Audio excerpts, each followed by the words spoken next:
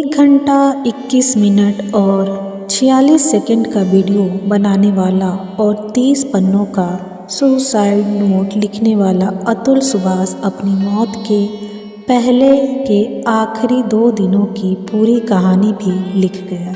अतुल के कमरे की दीवार पर 2 कागज के पन्ने चिपके थे, जिसमें से एक पन्ने पर उसने लिखा है कि मौत के पहले उसे 32 काम करने हैं। ये काम उसने 3 हिस्सों में बांटे थे। आइए आपको बताते हैं अतुल सुभाष की मौत से पहले की ये कहानी। कमरे की दीवार पर चिपके थे 2 पन्ने। बेंगलोर के डेल्फिनियम रेजिडेंसी अपार्टमेंट की दूसरी मंजिल पर अतुल सुभाष रहा करते थे। वहीं एक कमरे में अतुल की लाश मिली थी। उस कमरे की दीवार पर मरने से पहले अतुल ने 2 अलग अलग पन्ने चिपकाए थे। एक पन्ने पर बड़े बड़े अक्षरों में जस्टिस इज ड्यू लिखा था, जबकि उसके बराबर में चिपके दूसरे पन्ने पर बेहद छोटे अक्षरों में 32 कामों की एक ऐसी लिस्ट चिपकी थी जिसे मौत को गले लगाने से पहले अतुल को पूरा करना था। इस चेक लिस्ट के सबसे ऊपर अतुल ने लिखा था, फाइनल टास्क बिफोर मुक्ति।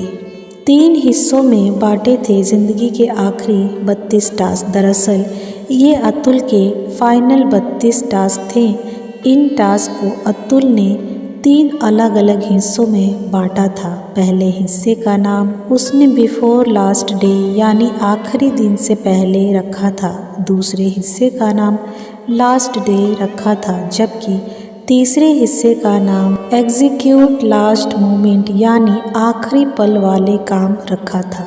यानी इस फाइनल टास्क में अतुल की ज़िंदगी के आखिरी 2 दिनों के सारे कामों की लिस्ट थी। इस फाइनल टास्क के आगे अतुल ने एक कॉलम या खाना बना रखा था, जिसमें वो जो काम जैसे जैसे होता गया उससे टिक लगाते गए या डन लिखते चले गए।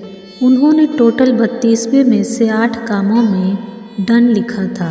इन 32 कामों में से पहले 8 कामों के आगे उसने डन लिखा, जबकि 24 कामों के आगे टिक लगाई थी। जानते हैं अतुल की इस चेकलिस्ट में उसने अपने हिस्से में मौत से पहले यानी आखिरी काम क्या चुना था। मौत को गले लगाने से पहले आखिरी बार नहाना।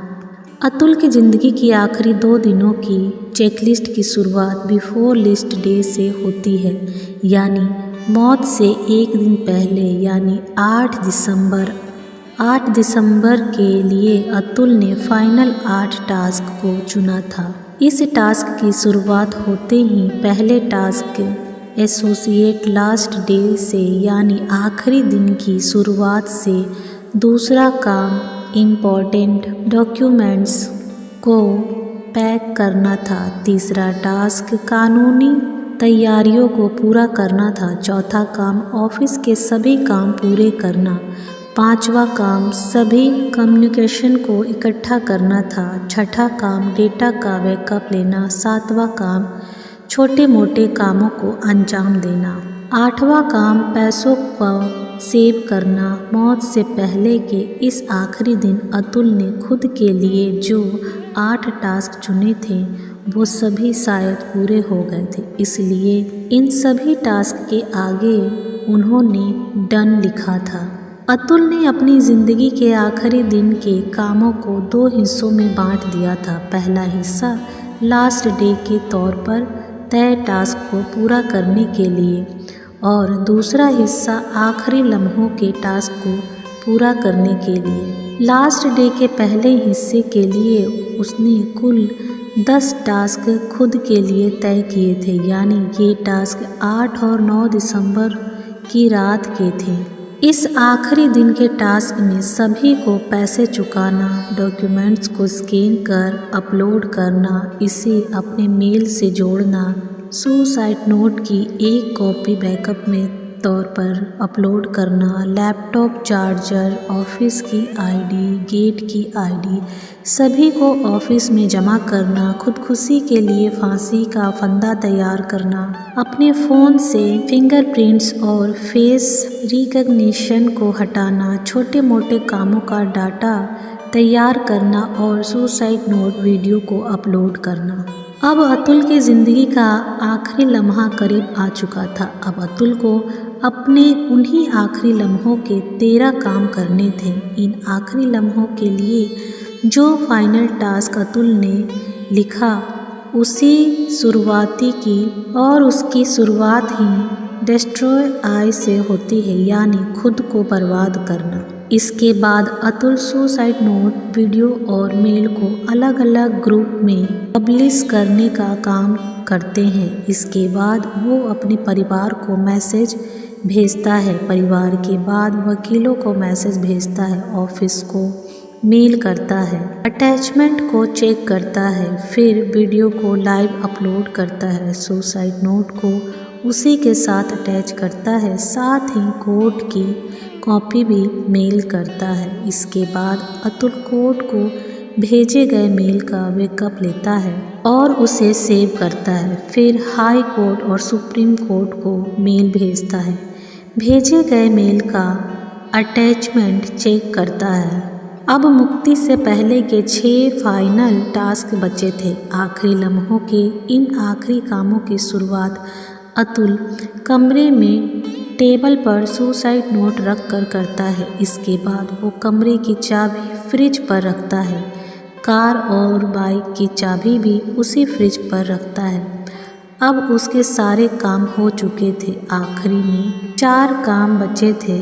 आखिरी के 4 कामों की शुरुआत वो 108 बार शिव का नाम जप कर करते थे। इसके बाद वो कमरे की सारी खिड़कियां खोल देता है और दरवाज़ा बंद कर देता है। अब वो बाथरूम जाता है और आखिरी बार नहाता है। मुक्ति से पहले के आखिरी 32 काम अब पूरे हो चुके थे। इसके बाद वो कमरे में ही पंखे में अटकाए फंदे से झूल जाते हैं। कायदे से मुक्ति से पहले ये उनका 33वां फाइनल टास्क था, लेकिन अपने फाइनल टास्क में अतुल सुभाष ने इस आखिरी टास्क का ना तो कोई जिक्र किया, ना अपने टास्क में मेंशन की, ना उसके लिए कोई कॉलम या खाना बनाया, क्योंकि अतुल को भी मालूम था ये वो टास्क था जिसके करने से पहले ना वो डन लिख सकता था, ना टिक लगा सकता था, और करने के बाद तो ये मुमकिन ही नहीं था, क्योंकि मुर्दे कभी लिखते नहीं। और इस तरह से मुक्ति से पहले अतुल ने फाइनल टास्क कंप्लीट किया। मौत के बाद अंतिम संस्कार हुआ और अब वही अतुल एक कलश में अस्थियों की शक्ल में बंद है। बेंगलोर में ही अतुल के परिवार ने अतुल का अंतिम संस्कार किया। अंतिम संस्कार के बाद उसकी अस्थियों को कलश में सहेज कर रख दिया। बाद में वे इस कलश को लेकर बेंगलोर से अपने घर बिहार में समस्तीपुर पहुँचे। एक सवाल जिसका जवाब हर कोई जानना चाहता है कि क्या अतुल की आखिरी 12 ख्वाहिशों में से इस एक ख्वाहिश को उसके घर वाले पूरा करेंगे, यानी जब तक अतुल को इंसाफ नहीं मिल जाता क्या तब तक वो उसकी अस्थियों को सहेज कर रखेंगे। इस बात पर अतुल के भाई ने इस सवाल का जवाब दे ही दिया। उसने कहा कि जब तक इंसाफ नहीं मिलेगा वे अतुल की अस्थियां सहेज कर रखेंगे। फिलहाल तो अतुल की अस्थियां संभाल कर ही रखी जाएगी। परिवार इंतज़ार करेगा फैसले का, पर फैसला क्या होगा पता नहीं। पर कहीं अगर फैसला अतुल के हक में ना हुआ, यानी उसे इंसाफ ना मिला, तो क्या अतुल का परिवार उसकी इस ख्वाहिश को पूरा कर पाएगा? क्या कोई भी परिवार ऐसा करने की हिम्मत कर पाएगा? जौनपुर पहुंची बेंगलोर की पुलिस। अतुल की मां बेटे की मौत की खबर सुनने के बाद से ही होश में नहीं है। वह ज़्यादातर बेहोशी अवस्था में हैं। बेटे के अंतिम संस्कार के दिन ही वो समस्तीपुर से बेंगलोर पहुंची थी, पर अपने बेटे को आखिरी विदाई देने से पहले वो रो रो कर निढाल हो चुकी थी। अतुल के भाई ने अतुल को खुदकुशी के लिए उकसाने के सिलसिले में 4 लोगों के खिलाफ नामजद FRI दर्ज कराई थी। केस दर्ज कराने के बाद बेंगलोर पुलिस की टीम यूपी के जौनपुर के लिए रवाना की गई। DCP शिव कुमार ने आज तक से फ़ोन पर बातचीत में कहा कि परिवार ने भले ही सिर्फ 4 लोगों के नाम लिखवाए हैं, लेकिन केस की जांच और लीगल एक्सपर्ट्स की राय लेने के बाद वो तय करेंगे कि क्या इस मामले में जौनपुर की फैमिली कोर्ट की जज रीता कौशिक और उनके पेशकश माधव के खिलाफ भी केस दर्ज होना चाहिए और क्या उनसे पूछताछ की जानी चाहिए। इधर बेंगलोर पुलिस की टीम जौनपुर रवाना हुई। उधर रात के अंधेरे में ही अतुल की पत्नी निकिता का पूरा परिवार घर के दरवाजे पर ताला लगाकर चुपचाप फरार हो गया। यहाँ तक कि अतुल की सास के भागने की तस्वीरें भी कैमरे में कैद हो गई है। बाद में अतुल की सास और साला एक होटल के CCTV कैमरे में कैद नजर आए। वैसे घर से भागने से पहले जैसे ही अतुल की मौत की खबर सोशल मीडिया के जरिए पूरे देश में वायरल हुई, मीडिया की टीमें अतुल के ससुराल का पक्ष जानने के लिए जौनपुर में उसके घर के बाहर जमा हो गई थी। लेकिन परिवार बात करने की बजाय उल्टे मीडिया को ही धमकाने लगा था। निकिता के परिवार पर कसा था कानून का शिकंजा, क्योंकि उन लोगों ने बालकनी से उंगलियां दिखाई और नीचे खड़े मीडिया वालों को हड़काया। ऐसा करने वालों में एक अतुल की सास निशा साधिया है और साला अनुराग सिंघानिया था। अतुल की सास निशा सिंघानिया और साला अनुराग सिंघानिया था।